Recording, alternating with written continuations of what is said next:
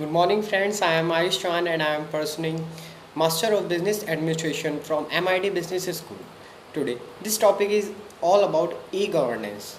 So, first we know about it. Why do we need of a e-governance?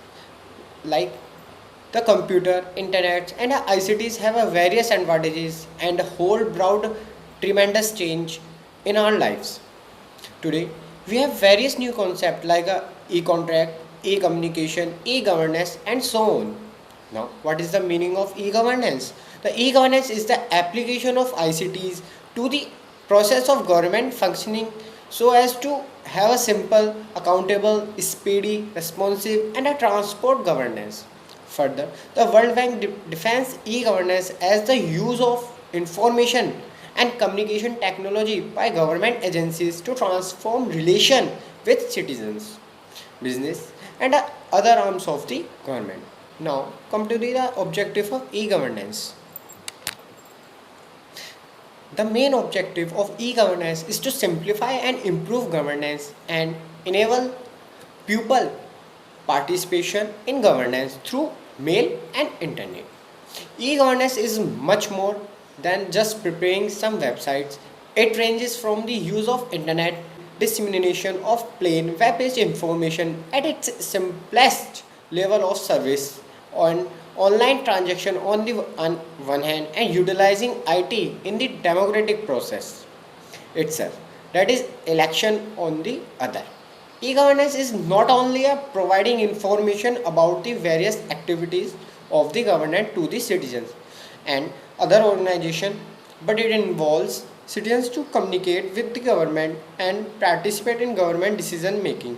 E-governance is applied in a many ways like putting government laws and legislation online, putting information relating to the government plans, budget, expenditure, and the performance online. Next, putting online key judicial decision like environment and decision, etc. Where are important citizens and create precedents for the future action. Now, now come to the advantages of e-governance. There are many following advantages like first cheaper governance because it cuts a financial and time cost. Now second is quicker governance by producing the same output at the same total cost in the less time.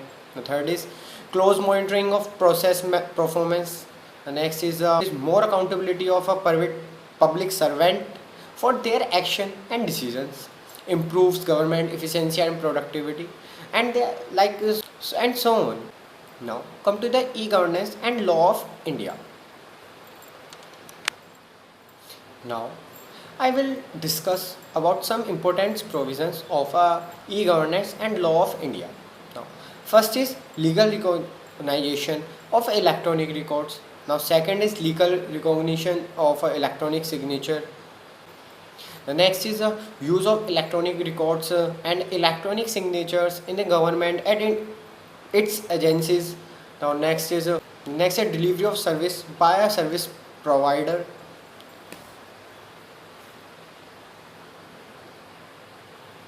Next is a retention of electronic records, and next is a audit of document etc. maintained in electronic form, and next one is a publication of rule, regulation etc. in the electronic gadget, and so on. This video is all about e-governance. Thank you.